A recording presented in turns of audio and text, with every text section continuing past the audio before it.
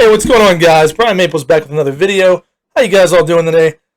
If you haven't already, please subscribe if you guys find some value in these videos, and please leave a like if you do find some value. I'd really appreciate that. So let's go ahead and get started. This is my second video. I apologize. Just made another video, so I'm a little frustrated because my first video, my sound did not work. So that's very frustrating to make a 16, 17-minute video and your sound doesn't work. But just to give you a quick update on what's been going on with me. I am currently getting my pictures done. I am getting new pictures. I think that's so important. I've talked about that in the past. Great pictures, I think, help for better conversions, help for better sales. So I think that's so important. If you have the funds and you have the means, get some great pictures for your listing. It's well worth it. Also, I wanted to talk about some of the newer developments coming out with Amazon. Not just in tech, but also for third-party sellers, because we talk about Amazon FBA here. But I am going to touch on some different news before we go ahead with that. So one of the cool things, they just launched a video game system. It looks like a cloud-based video game system to compete with Microsoft and some other places. And it looks like it's maybe going to, I'm not sure if that's going to run through maybe your Fire Stick, or if they're going to have some kind of gaming system that comes up that runs through that. But that's an interesting thing. It's probably not going to maybe get for the big-time gamers, but I understand it does go with Twitch, which, if you don't know what that is, it's a service that, people can basically, I correct me if I'm wrong, but I think they sponsor people to watch and play video games and different things like that. So it's almost like YouTube for video games, and they get sponsored while they do that, the people that play the game. So that's pretty interesting. And I understand they integrate with this service that's coming out, Luna, streaming service, which is kind of a neat development. That's something my kids might be interested in, or I might take a look at. If you don't do the PlayStations, I usually do computer gaming, but if I do any gaming at all, which is not very much at all, but I used to quite a bit. But that's a neat service, especially probably for young kids. So kind of neat service. That's a cool thing about Amazon. They're not just e-commerce company. They're constantly evolving. They have the cloud-based empire that they've built that's so massive. It makes them a ton of money. So they have their hands in quite a few things, and they're really technology innovators too. That's what you'll notice with a lot of the big companies like Google, like Facebook. They're always innovating and creating new things. It's not just about the social media. They're creating new products that they use that money to fund new products like virtual reality and different things like Oculus for Facebook. So and Google, tons of different things like self-driving cars and all kinds of things. So very interesting. What I also noticed is Amazon's new Ring indoor camera. I thought this was really cool. It is a little drone, from what I understand, that flies in the pattern that you want. So if somebody rings your doorbell, I guess it's an inside drone. It flies to the front door, can take a picture. I guess if somebody breaks in when you're away, or you want to know who's there.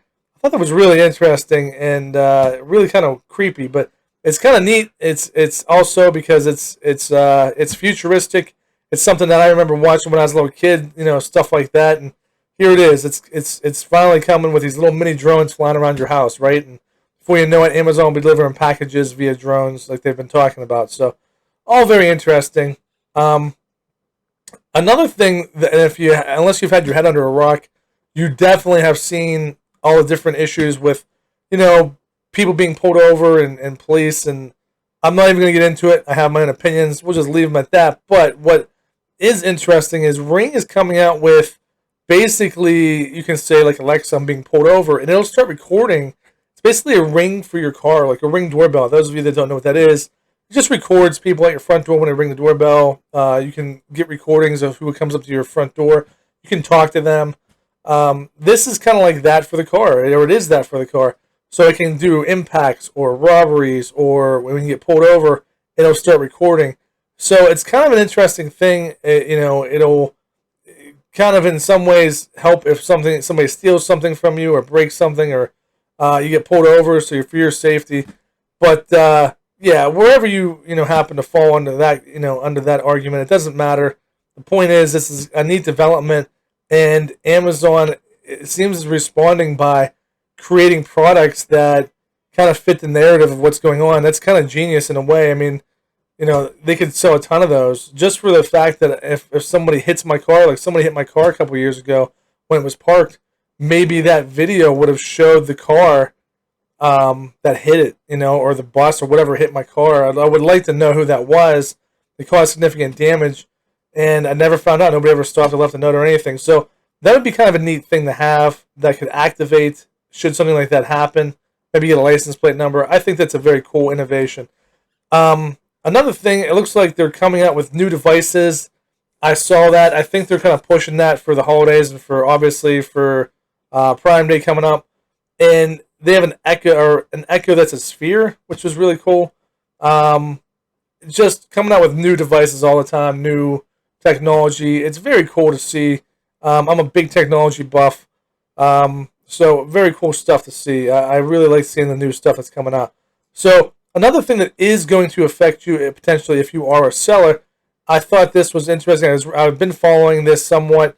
Now the big thing about this is Amazon's appealing product liability in California. So what happened here was somebody bought a charger for a computer. That charger, I guess months later, exploded, from what I understand. It hurt people, and Amazon was held responsible for that being sold.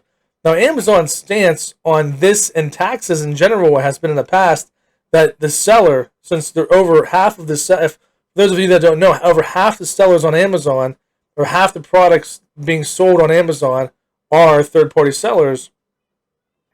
So they make over half of the products on Amazon. So we are the majority. We're selling on their platform, of course, but we're selling. Amazon's saying we're responsible for those products because it's coming from our store. They're just the facilitator. Well, the courts disagree, and they said, well, you are liable for those products.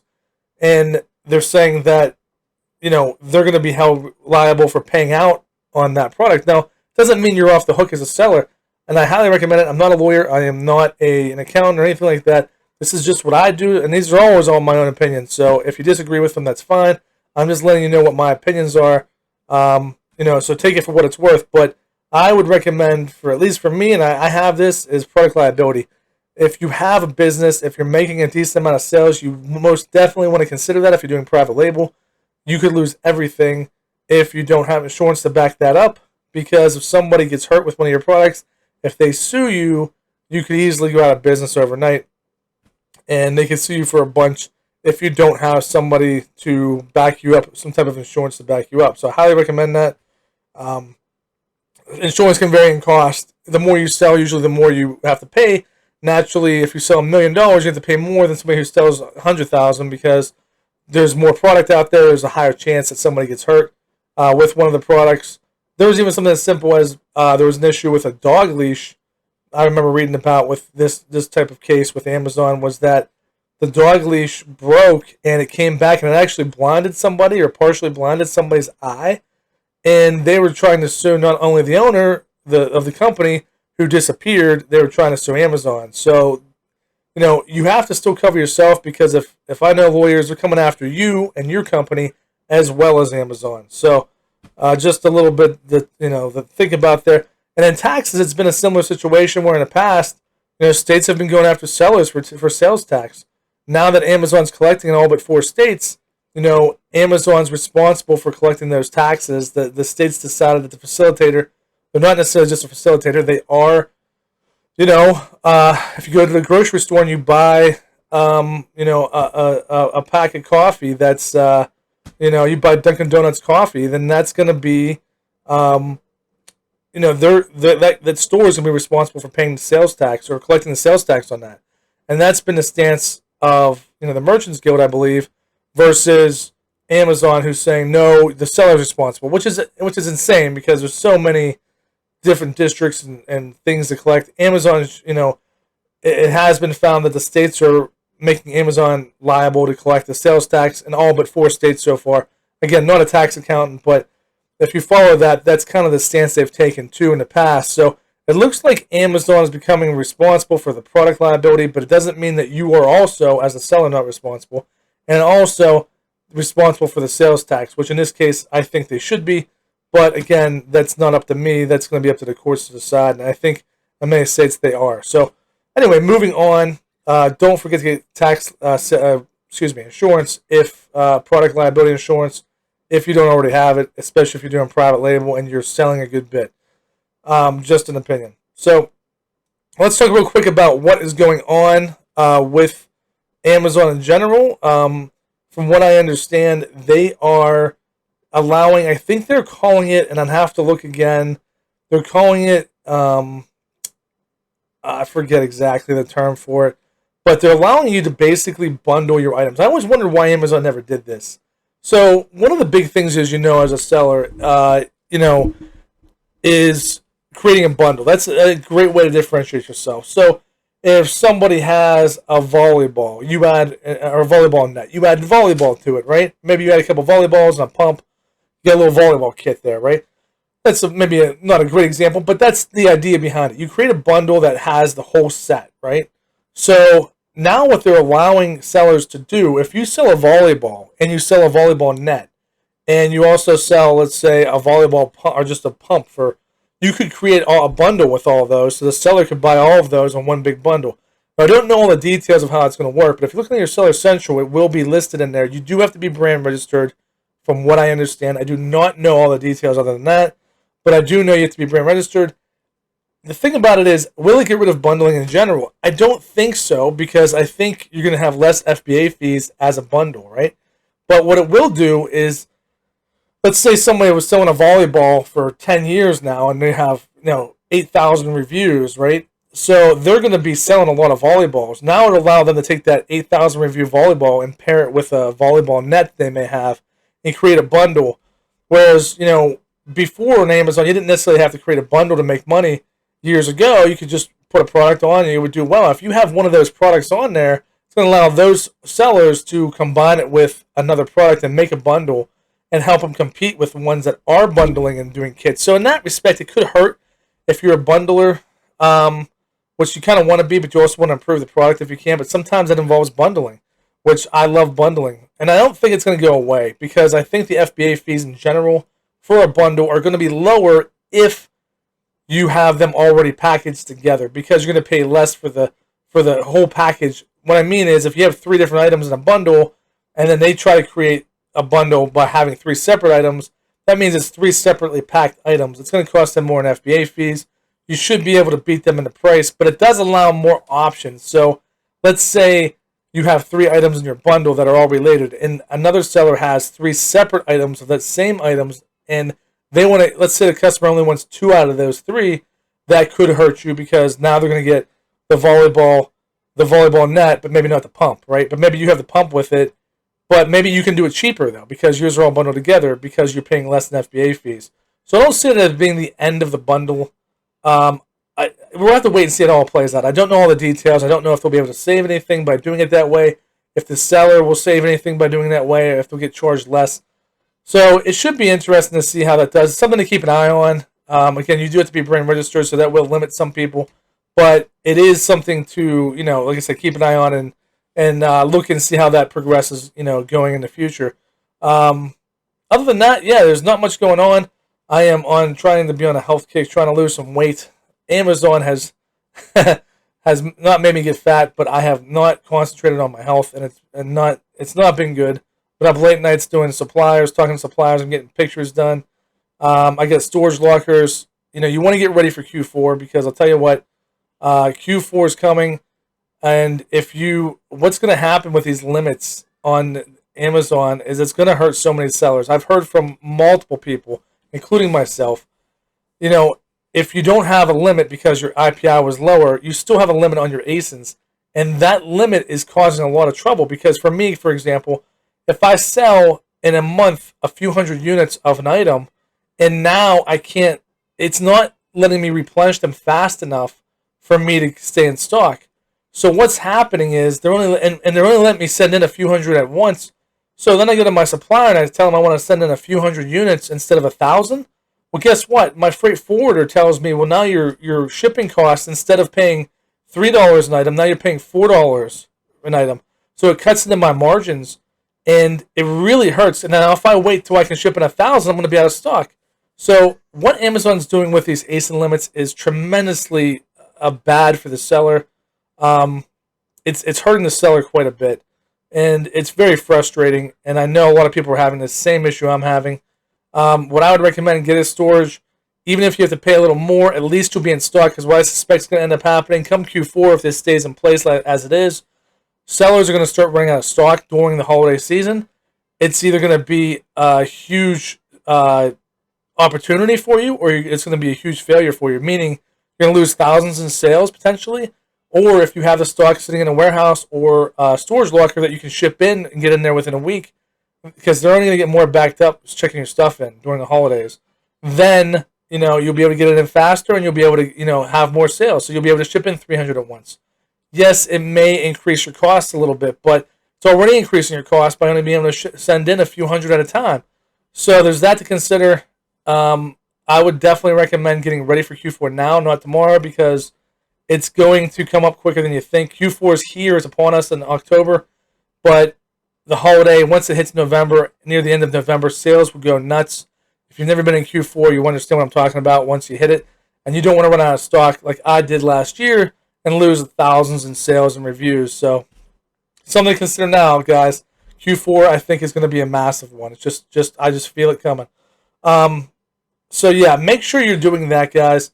Another thing I've noticed is Amazon has been asking a lot of questions about Seller Central. About the performance of Seller Central, the calling in, and I think they're comical because I bet they're getting some of the worst markings they've ever seen, and they probably realize how horrible they truly are at Amazon.